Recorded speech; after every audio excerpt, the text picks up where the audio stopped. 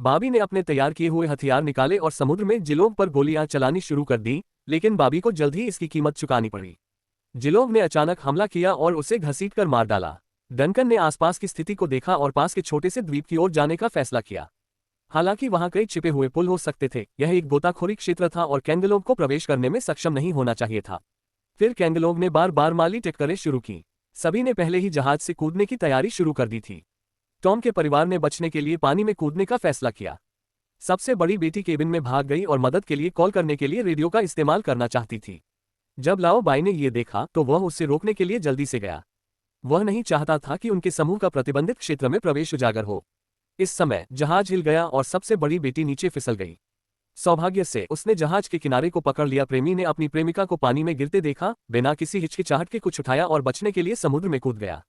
Tom ने अपनी छोटी बेटी की रक्षा की और खुद भी पानी में कूद गया। चून की नाव कभी भी चट्टान से टकरा सकती थी। छोटी बहन और अन्य लोगों ने आवश्यक उपकरण पैक किए और जल्दी से बचने के लिए समुद्र में कूद गए। डंकन ने नाव को उथले पानी में ले जाकर आखिरकार नीले अजगर का पीछा छुड़ा लिया।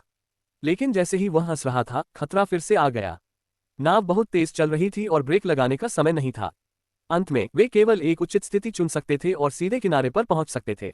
नाव को नष्ट कर दिया जाना चाहिए था। सौभाग्य से अन्य लोगों ने आवश्यक सामान किनारे तक खींच लिया।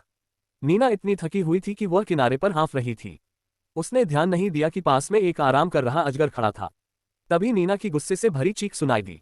डंकन ने आवाज सुनी और दौड़ा,